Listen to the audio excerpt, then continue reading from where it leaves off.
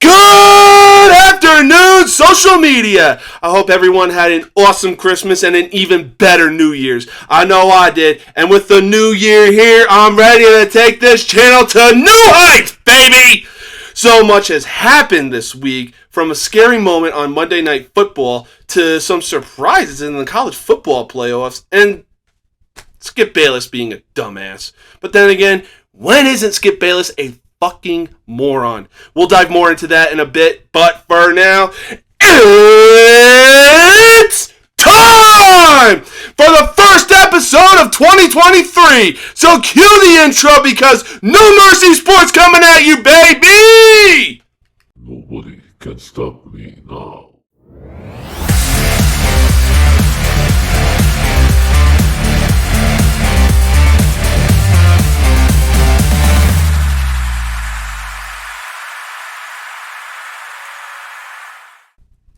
You know, we've seen some seriously scary moments in football, such as Ryan Shazier suffering a devastating spinal injury after going for a head-first tackle against the Bengals. The guy was left paraplegic and had to have spinal stabilization surgery and learn to walk again.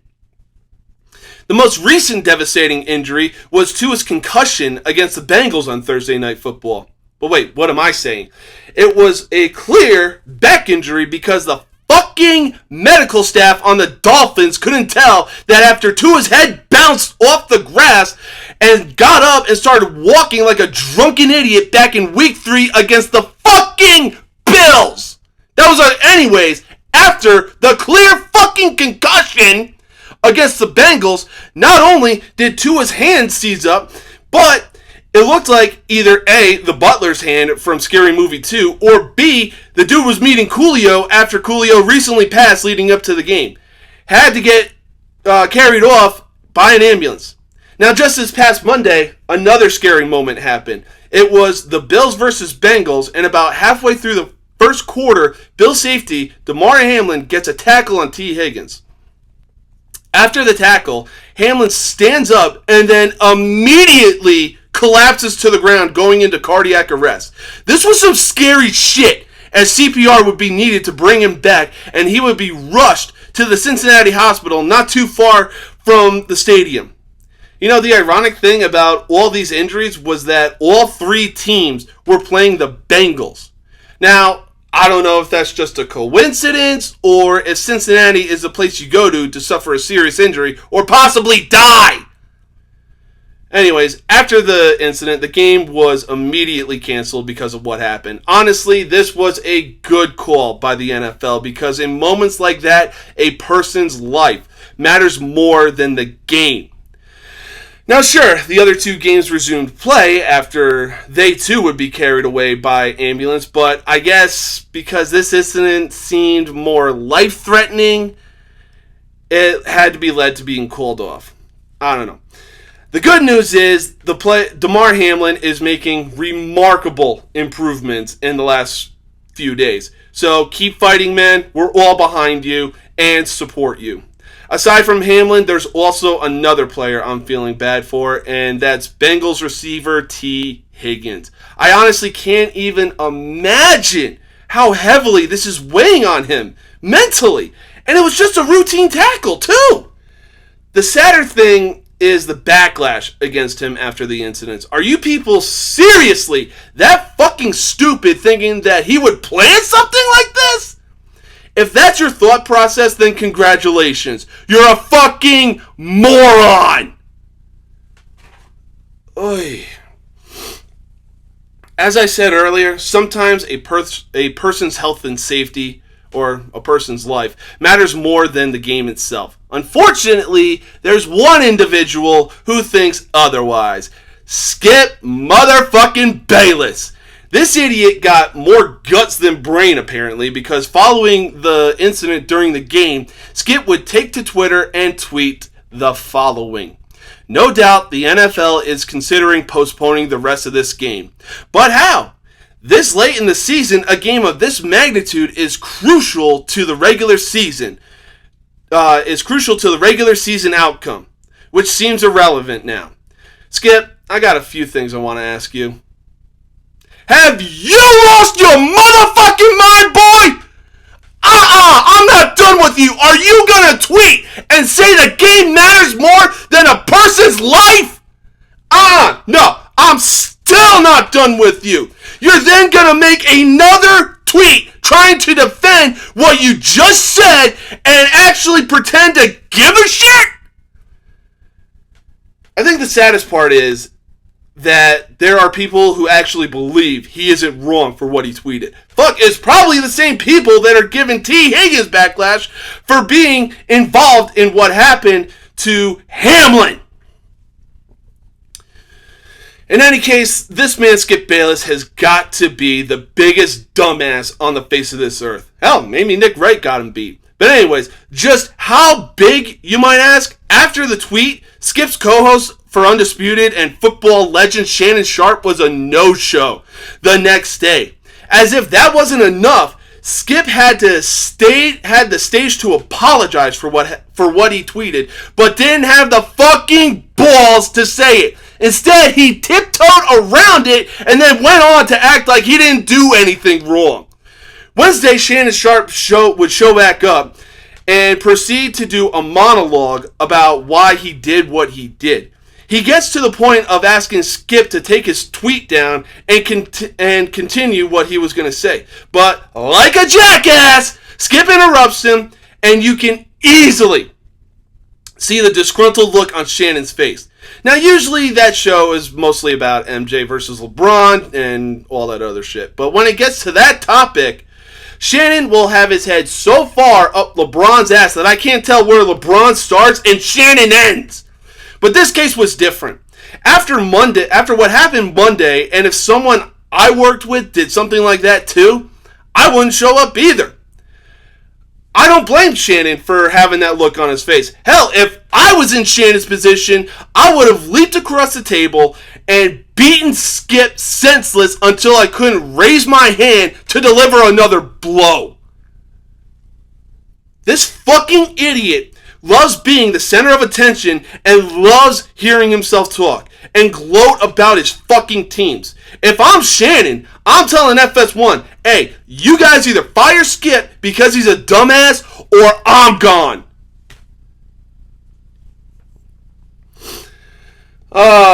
Carson Wentz, once thought to be the future of the Philadelphia Eagles, has now turned into a certified bum. What the fuck were you thinking, Ron Rivera? A chance at clinching the playoffs and all the NF fucking East teams in the playoffs. You put your trust in Carson fucking Wentz? Did you not see what happened last year? The Colts had to beat the Jags in order to make the playoffs, and Wentz choked about as bad. He choked about as bad as it could fucking get. Now, sure, Heineke had 3 interceptions against the Niners, but Wentz also had 3 interceptions against the fucking Browns. Wentz's time as a starter is done. He'll be lucky to even be on a team that wants him as a backup.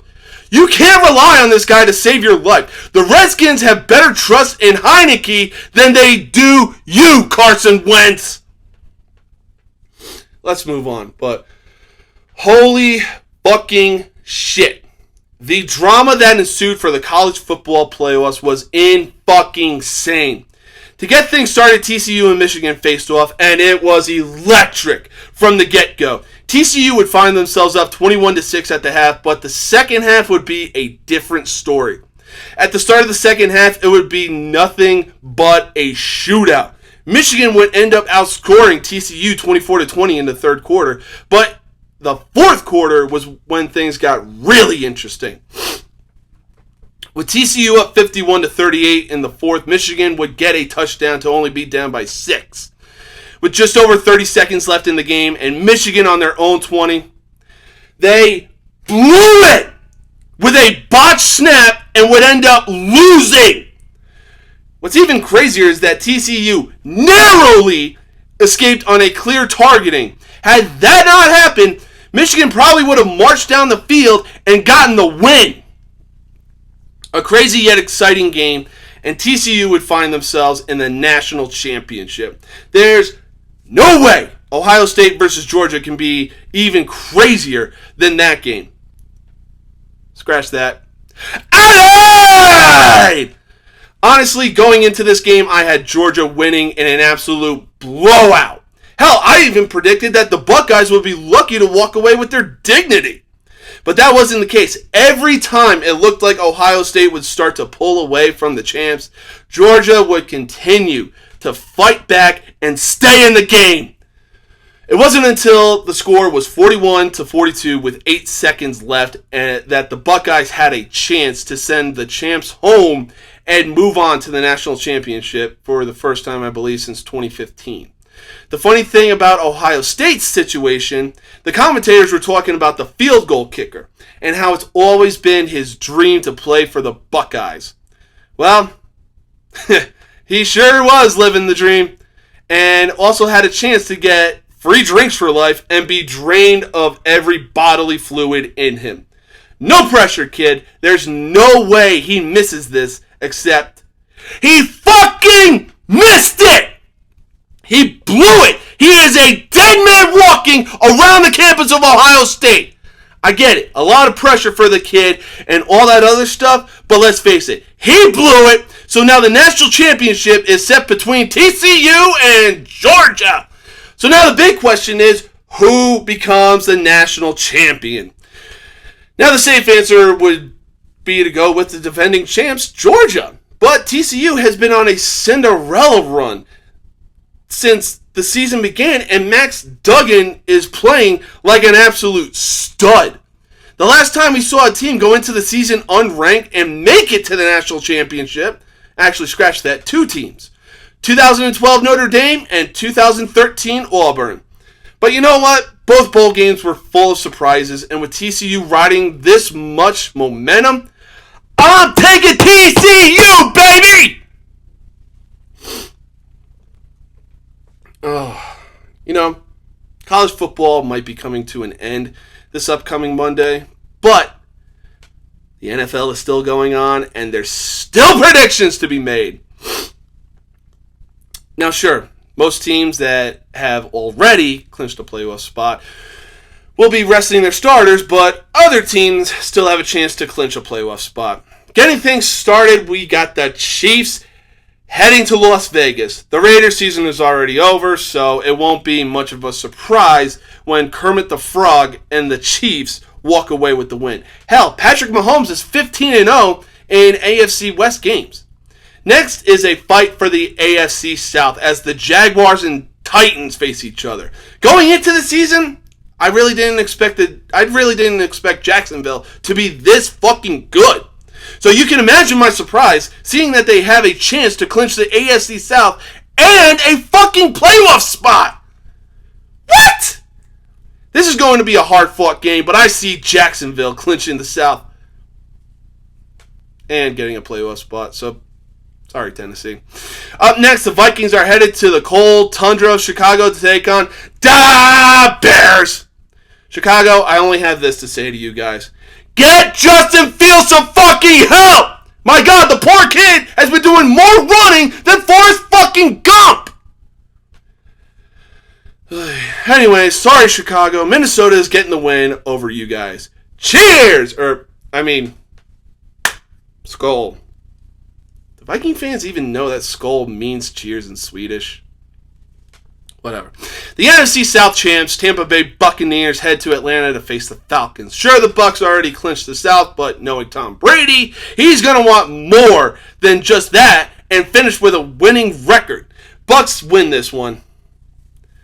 You know, these next 2 games are going to be interesting. Get this shit. If Buffalo wins and the Bengals lose, the Bengals get the 2 seed and the Bills get the 2 seed and the Bengals get the 3 seed. Meaning Cincinnati would go to Buffalo for the divisional game. However, after what happened this past Monday, if the Bills lose and the Bengals win, the Bills go back to Cincinnati for the divisional game. Talk about a kick in the nuts. Going back to where Damar Hamlin had that scary moment. And then, if that's not enough, if the Ravens beat the Bengals and both teams are scheduled to play a wild card game against each other, the site for that game would be determined by a fucking coin toss. There is so much going on with the AFC. For starters, the AFC Championship will be held at a neutral site, so the playoffs for the AFC are going to be wild. That is for damn sure. Anyways, moving on. The Patriots head to Buffalo to take on the Bills. Regardless of what happens in the playoffs, I'm still taking Buffalo over New England. Next up, the Ravens are headed to Cincinnati. Now, again, regardless of what happens when the playoffs start, and not to mention Lamar Jackson is being ruled out, I'm taking the Bengals. It is what it is. Do I really got to choose between the Colts and Texans? Fuck! God damn it. Alright, whatever. Texans over the Colts. Or hell, maybe they finish in a tie like they did at the beginning of the season. I'm still not picking you, Indianapolis, and I probably won't leading into next year. Because they blew the biggest lead in NFL history. Don't forget it. With the Jets being eliminated from the playoffs, it won't be a big surprise when the Dolphins get the win. Although, let's see here. Dolphins coach Mike McDaniel said that he was going to be starting Skylar Thompson against the Jets. Fucking who? Whatever. Still taking the Dolphins over the Jets. This next game doesn't mean anything, so I'm going to go with the Saints over the Panthers. Both teams are eliminated from the playoffs, so it is what it is. Well, the Browns are in a familiar position, being eliminated from the playoffs. Now, sure, Watson was suspended for 11 games because of what happened, but it didn't make a difference. Now, the Steelers. What the fuck? Actually, never mind. Because it's no surprise that Tomlin coached this team to an 8-8 record right now with a possibility of going 9-8. And that's exactly what's going to happen. Steelers beat the Browns to move to 9-8 and a possible spot in the playoffs. So, anyways, Charger over Denver. Not changing my mind on that because if Wilson wasn't basking in having a private office and a shitload of parking spaces, maybe the Denver Broncos would have a better record. Okay, what's next? Oh, Jesus. Niners over the Cardinals all damn day. Kyler might be out, but the dude is more concerned about playing Call of Duty instead of playing football. Jesus, can I get a fucking challenge instead of instant predictions? Fuck, man! Seahawks over the defending chumps LA Rams. I mean, let's move on, though. If Ron Rivera wasn't such a dumbass, the Redskins would still have a spot in the playoffs. But since they don't, Cowboys over the Redskins. Fucking finally! A game that's going to require some fucking thought. The surging Detroit Lions, who have gone 7-2 in their last 9 games, head to Green Bay to take on the Packers, who are clinging to a shot at going to the playoffs. Rodgers and Packers, you guys are good and have been fighting back in recent weeks. But your season stops here. Even if you guys did win and go into the playoffs, you're out in the first fucking game. Lions over the Packers. Oh, man, what a year 2022 was. But it's a new year this year, so hopefully it's full of surprises and possible upsets. Hope everyone enjoys the new year and what's to come and smashes their New Year's resolutions. Be sure to smash that like and subscribe button and leave a comment with your thoughts on the topic discussed. Hope everyone enjoys the weekend and enjoys the upcoming football games. Until next time, peace